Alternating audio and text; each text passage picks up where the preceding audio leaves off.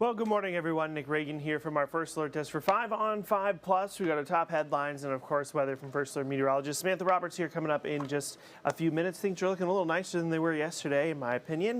We'll get to her, and let's just take a quick look outside here. There's the harbor.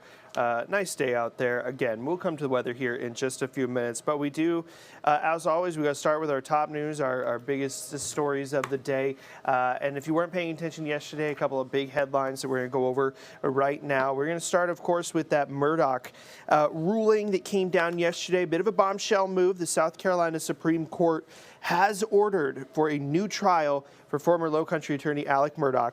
Now, back in 2023, Murdaugh was found guilty of murdering his wife Maggie and his son Paul. The decision yesterday now reverses those convictions. However, Murdaugh does remain behind bars, serving nearly 30 years for multiple financial crimes. That, of course, was a huge part of the criminal case as well. Now, Murdaugh's team pushed for a new trial after former Colleton County Clerk of Court Becky Hill pleaded guilty to misconduct in office, obstruction of justice, and perjury. Hill allegedly told jurors to watch Murdaugh's body language and, quote, not be fooled. Of course, those comments told the Supreme Court that there had been some level of jury tampering that gave them the ruling or gave them the insight to throw out that murder conviction. Now, a date for a new trial has not yet been set. The Attorney General says that they've got a couple of days to ask the Supreme Court to reconsider the decision, and then they also can appeal the Supreme Court's decision as well. So the case certainly is not done, but as of right now, those double murder convictions for Alec Murdaugh for his wife and son have now been overturned, and a new trial has been ordered. The other big headline from yesterday: in just a few hours, state lawmakers, they could be heading into a special session.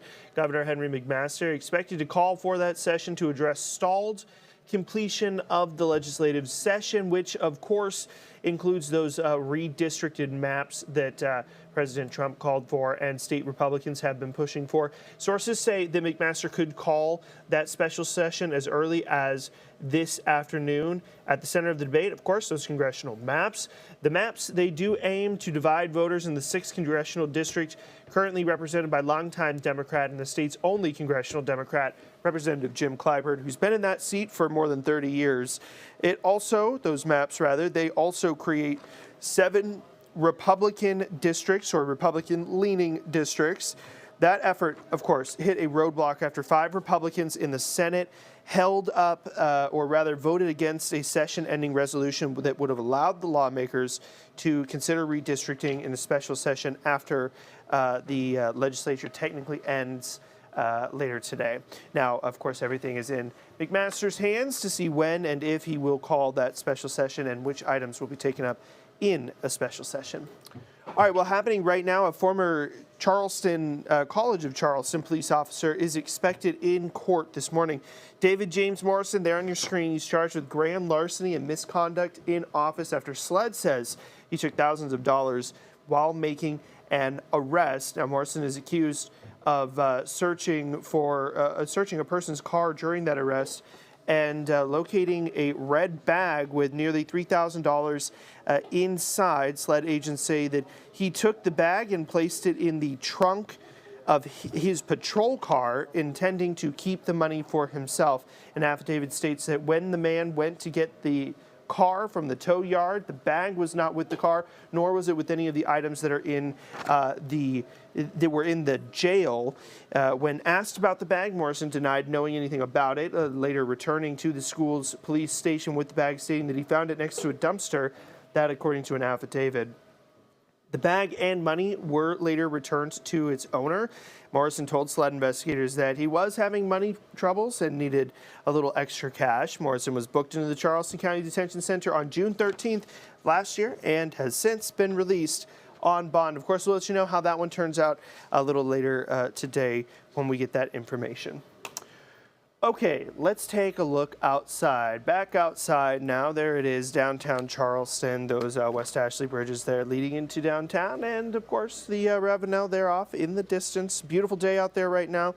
We have First Alert meteorologist Samantha Roberts standing by with a closer look at your forecast. Good Thursday morning to you. It was a little gloomy at times yesterday, but the weather really improving for us today, although we do need rain. A lot more sunshine today. A little morning fog out there initially, should lift pretty quickly, and then we're just seasonable through Friday with highs in the low 80s before that big warm up this weekend. Today 83 with lots of sunshine, and this is not a humid 83 if you were up really early in the morning. It was a little muggy out there, but those humidity levels dropping through the day. And so tonight, crisp. This is what we want fall to feel like. 54 overnight tonight, now up towards parts of Williamsburg County, Clarendon County. We may wake up tomorrow morning in the 40s. I know, after a beautiful day today, this may catch you off guard first thing tomorrow morning. But if you like the cooler weather, enjoy it, because nights and days, they're all getting warmer into the weekend. Temperatures around 90 from Saturday through the middle of next week. Have a great Thursday. All right, thanks, Samantha. There's one more look there, looking into downtown Charleston again on a nice day, a nice Thursday morning. Let's talk about development now. Somerville Methodist Church is one step closer to building a permanent home in the Newington Plantation area, but some residents say that the zoning request tied to the proposal could open the door to future multifamily developments. The Somerville Town Council is expected to make a final decision on the request during its meeting tonight. The proposal involves two parcels near King Charles Circle off Berlin G. Myers Parkway, a 33 tract owned by the town of Somerville, and a 4-acre parcel owned by Dorchester County.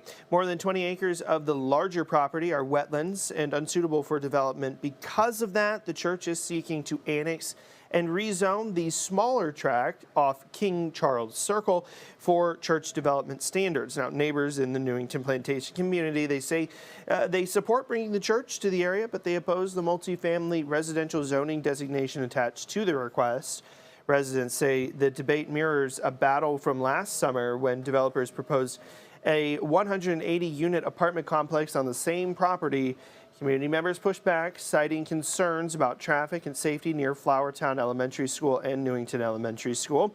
At the time, the superintendent for Dorchester District 2 raised concerns about the impact of roughly 1,500 students attending these schools. A petition opposing the project gathered nearly 2,000 signatures before Town Council eventually denied the rezoning request in August. Now, the Town Council is expected to meet at 6 tonight at the Somerville Municipal Annex Building to discuss the proposal. And a heads up for you, starting tonight at 7, Mount Pleasant Waterworks will be doing some overnight work that could impact your commute. Crews will paint the center line and the crosswalk markings at key intersections. Officials say this is part of the roadway restoration after recent utility construction. The work will be done on Pelzer Drive between Coleman Boulevard and Cottingham Drive. Crews will also be on Coleman Boulevard at the intersection of Pelzer Drive and Shrimp Boat Lane. If you're driving in those areas, you should expect lane closures and delays. The work is expected to be finished by 7 tomorrow morning. So there you have it there, a little road work for you and a little bit of traffic issues that might impact your day a little later today, but hopefully won't last too long. All right, that's going to be a look at our top headlines here from our First Alert Desk. I'm Nick Reagan. This has been 5 on 5 Plus. Thanks for joining me, and of course, see you right back here tomorrow at 10 a.m. for more 5 on 5 Plus. Have an excellent Thursday.